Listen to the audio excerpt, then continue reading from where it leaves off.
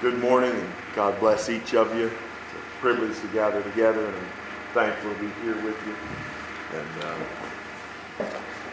look forward to a few hymns this morning, brushing up and learning. Before we go further, would we have any prayer requests? I'm thankful for those that are here this morning that were sick. They're well. Jimmy at the nursing home. Okay, praying for Jimmy. Amen.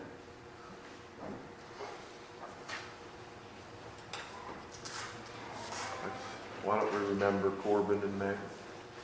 They're on the countdown now to getting married. And that they would look before they leave. Yeah. And that God will bless them.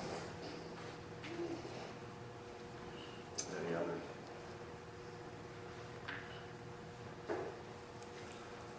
Well, let's stand to pray. And I'm going to ask you, Brother Chris, would you lead us this morning? Lord, thank you for this morning that you give us, all that you do for us, bless us with, and for each one of these young people here today, that you just lead and guide their steps through life, and help them be faithful to you and resist the temptations of the world. Be with us in the service this morning. This in Christian name. Amen. Stay up. There you go. Are you ready? Okay. Number 1.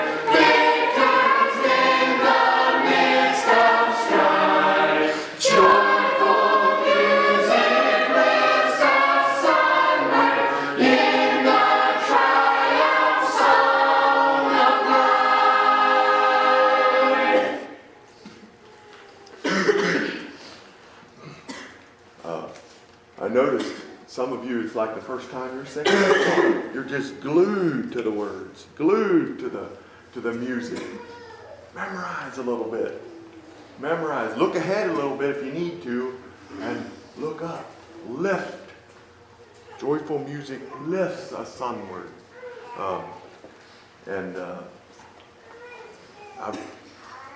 When I was your age, young men, I'd be on the combine harvesting corn, trying to keep those rows, the points on the front points there, make sure they're going in the center, making sure those rows are coming right in the middle of that corn head.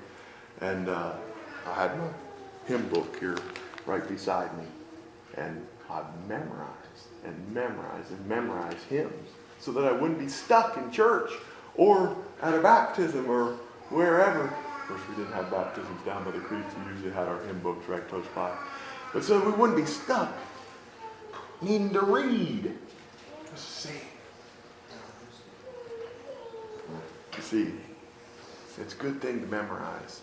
And I enjoyed, it just ate me up not to get to a point as I was singing a hymn by memory and just making that cabba to come by and just ring.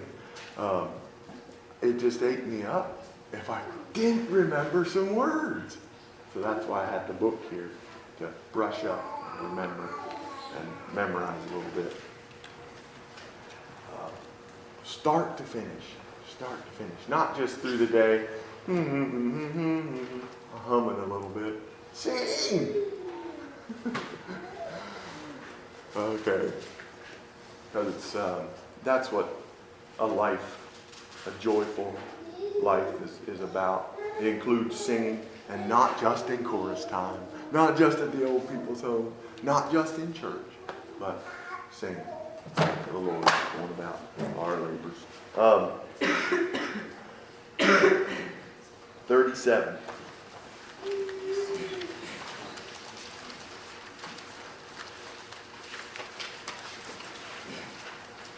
Here's another beginning hymn, beginning a worship service, or beginning a chorus time.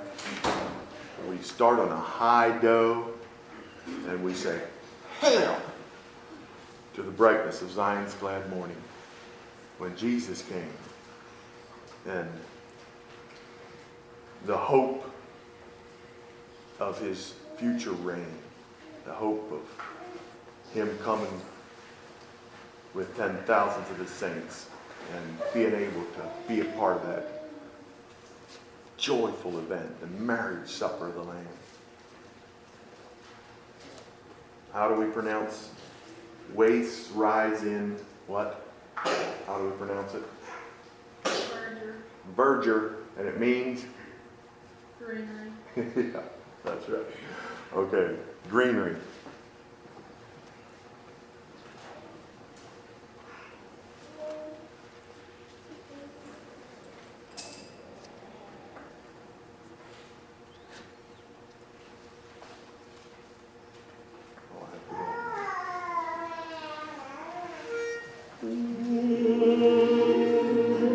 Sure, that's right. Yeah, I've got it.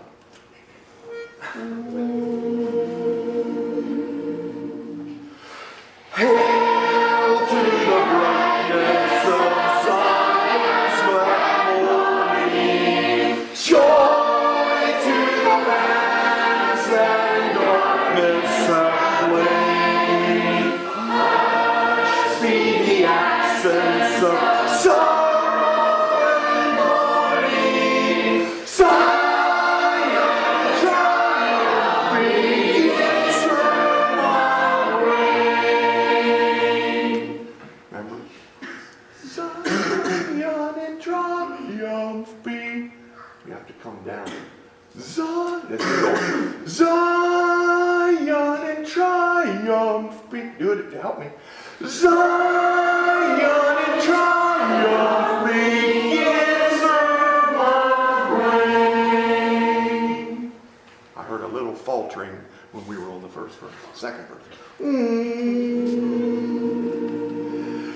Hail to the brightness of Zion's glad morning.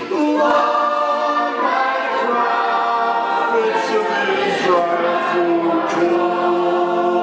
Hail to the millions of bondage returning. Gentiles and Jews, the blessed vision behold.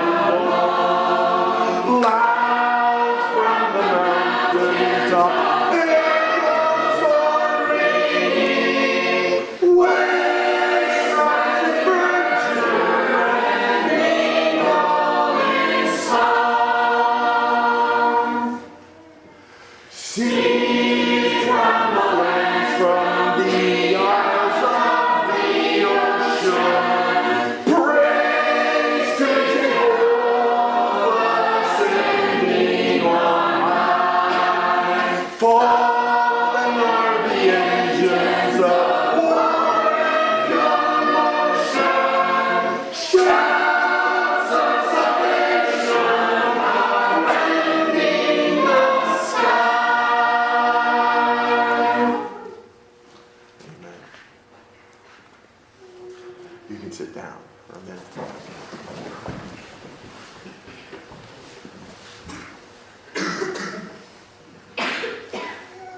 Or whatever you're doing, a workbench. If you've got a workbench you're working at, you can have a hymn book over to the side. It won't get so greasy. It won't get so dirty. And brush up. When you come to that point in your song that you just don't quite remember the words, there it is. Let's turn over here to In Heavenly Love Abiding.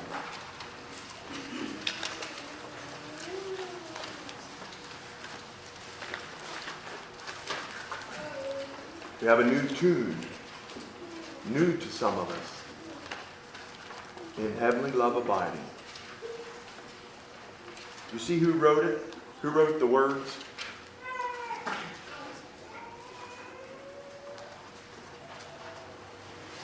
Who wrote the words?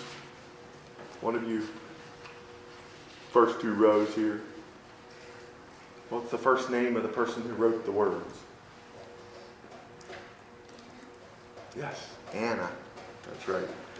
Anna Letitia Waring was born in 1823, and she was born Quaker, but was then baptized into the Anglican Church, Church of England. And Anna Waring had a father and an uncle who both published hymn books. They enjoyed singing so much. It was just natural for her to begin writing verse. She said, verse writing was always a pleasant diversion to me. So this one was written in 1850. See, 1823 to 1850. She was 20-some years old. And then Scott, who writes about her, said that she typifies a conventional Victorian view of womanhood. She was pious, reserved, and given to good works. I'll say it again. That Victorian view of womanhood. What was the Victorian era? When was that? Does anyone remember? Between the 1830s and the 1901. 1901. Wouldn't it have even begun a little sooner than the 1830s? Yeah, maybe the 20s. When did Queen Victoria begin her reign? Somewhere around. I consider the 1800s as the Victorian era. Named after Queen Victoria of England. And so she typified that conventional Victorian view of womanhood. Pious, reserved, and given to good works. She became a part of deeply involved in the Discharged Prisoners' Aid Society. Prisoners that were let out of prison. They didn't know what to do.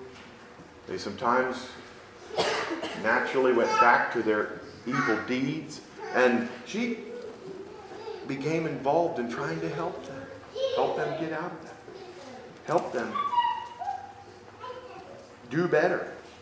And she said this about her work in that. It was like watching by a filthy gutter to pick out a jewel here and there as the foul stream flows by.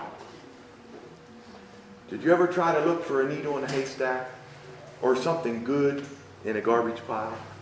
That's what she said. She wrote to him, "Father, I know that all my life is portioned out for me.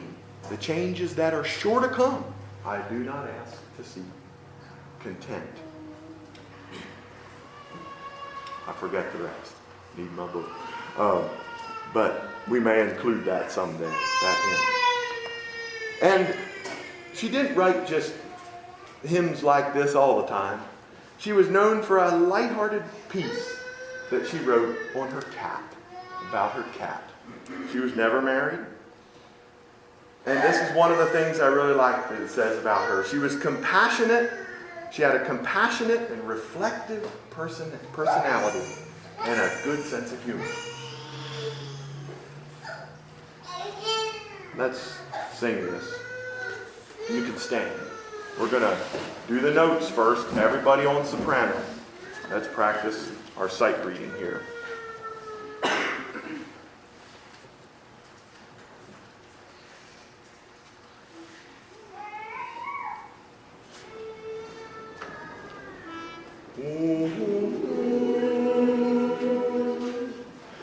So mi re do la so la fa mi so mi re do la so do re mi fa mi re do so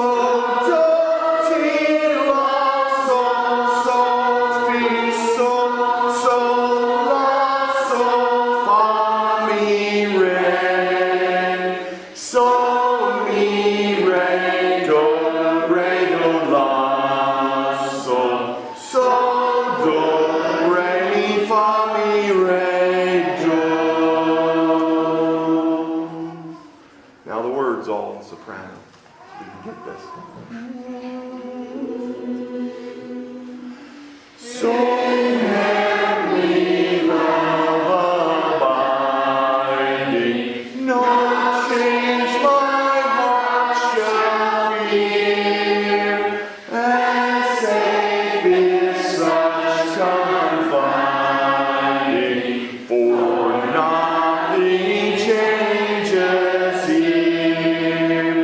The storm may roar without me, my heart may low be laid, but God is round about me, and cannot be dismayed. Again, the first verse, all parts. I'm going to get you your pitch again.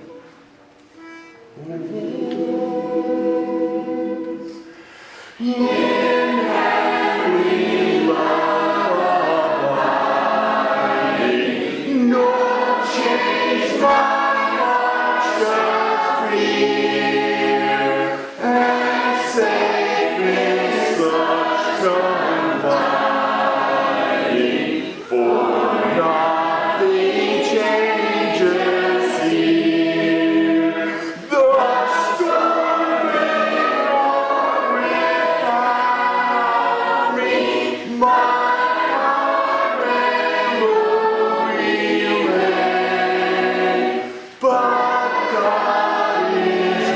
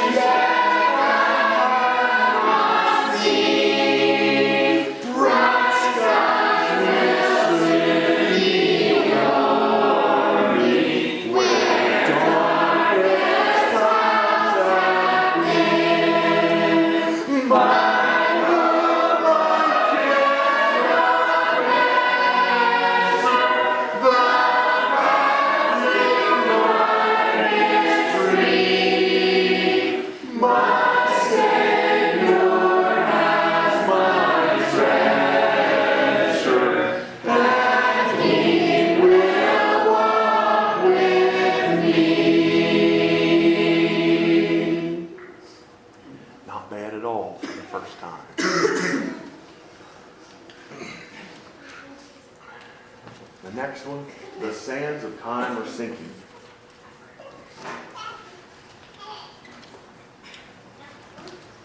Who all knows this one? Raise your hand.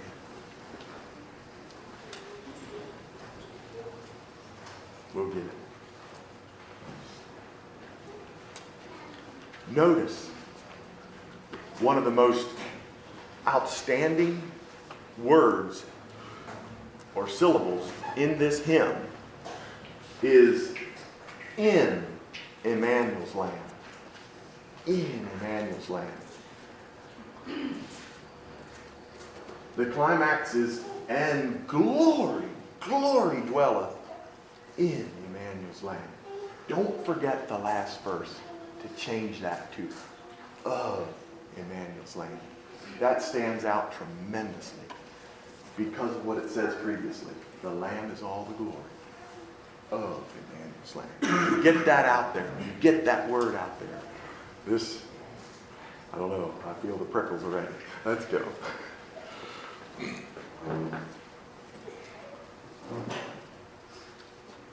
I was going to bring a little hourglass and set it here. The sands of time are sinking. There's an end of time coming. It gets empty, the top part. It's gone. Everything in the bottom. Little hourglass.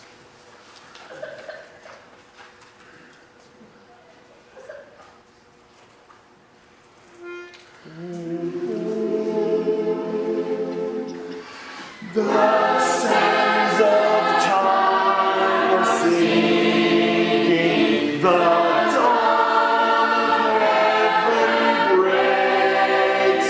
The summer morn outside for the fair sweet morn awaits.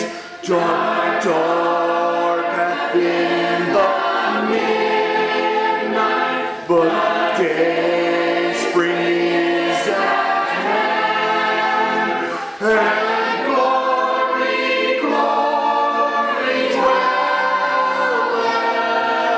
in Emmanuel's land.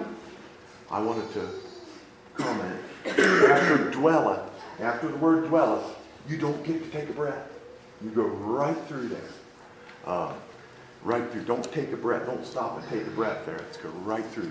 Dwelleth in Emmanuel's land. It's all one thought. I'm going to go right through with it. Verse 2.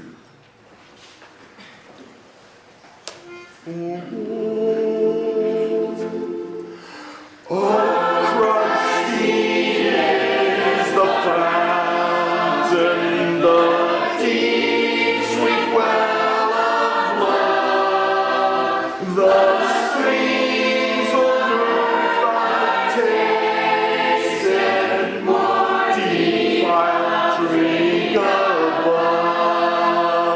There to an ocean flows, His mercy doth expand, and glory dwelleth in Emmanuel's land. You get to take a breath after that glory, right at the comma. A comma makes it allowable to take a quick breath there, and you're ready to go. 3.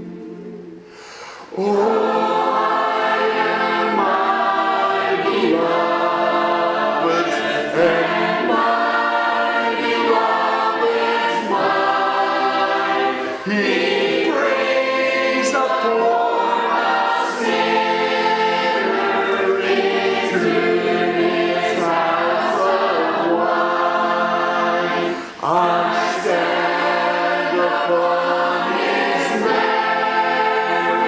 I know no other stand, not even where glory dwelleth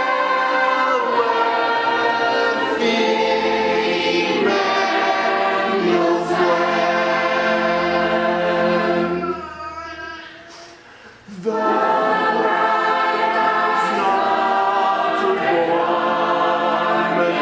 but when the bridegroom says, I will gaze at glory, but on my King of praise, not at the crowning yet, but on his pierced hands, the Lamb is on the glory of Emmanuel's land. Good job, tenors. I heard you do the flat. Flatting that up there on the la, but on his pierced hand. But on his pierced hand. Did you hear that? That to me is the most beautiful part of the harmony of that song. Do it right, tenors. Hear that? Stands out. To me, it sounds like a sunset. It's like, just kind of. Amen. Amen. It's a beautiful hymn. Any other comments about it?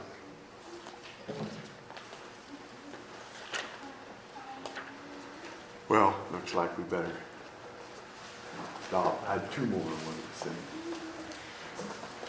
God bless you all. You can go back to that.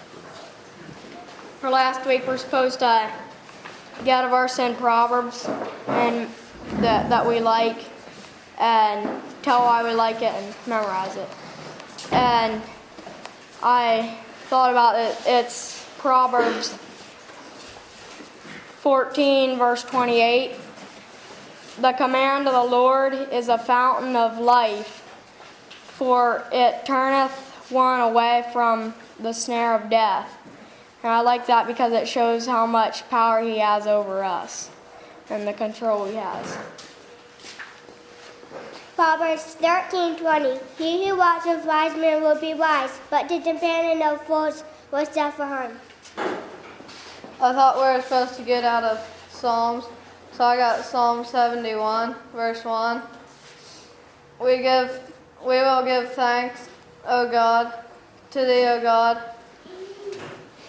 And we will give thanks and call upon your name. And I like that verse because it reminds us to give thanks to God. I got Proverbs chapter 7, verse 2. My son, honor the Lord, and you will be strong, and fear none other but him. And I was reading in the other parts like the son without discernment and various other parts like that, and then I saw that verse and it's my son, honor the Lord and just do right, and it's a blessing. Wisdom is more valuable than precious stones, and no evil can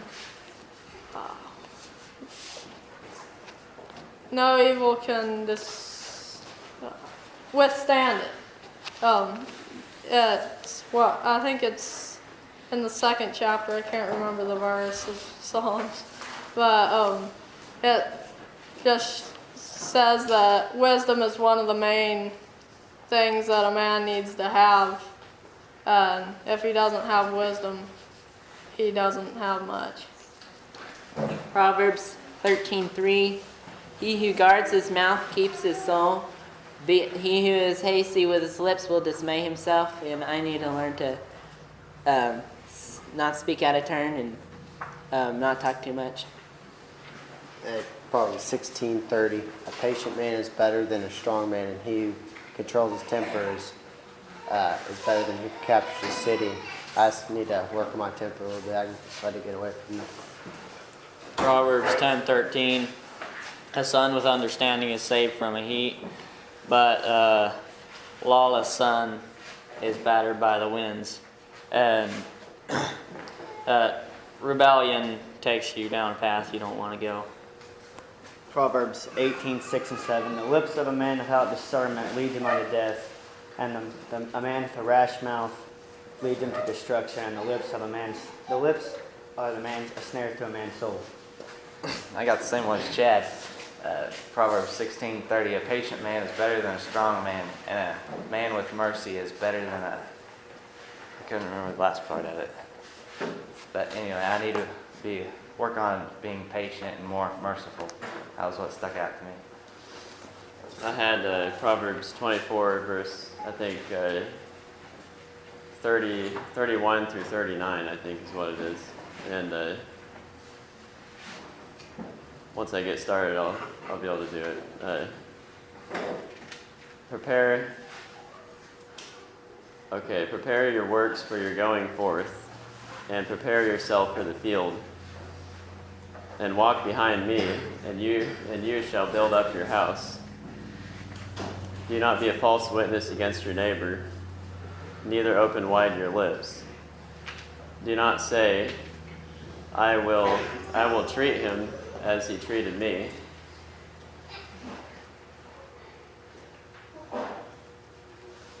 I will avenge myself on him wherein he has wronged me. A man without discernment is like a field. A man in need of discernment is like a vineyard. If you leave it alone, it will remain dry and barren, altogether covered with grass and forsaken. And its stone wall will be razed to the ground. I meant to bring my Bible up because I wanted to read the rest of it, but let me see here. Something about I considered, and somebody have a Bible in your own.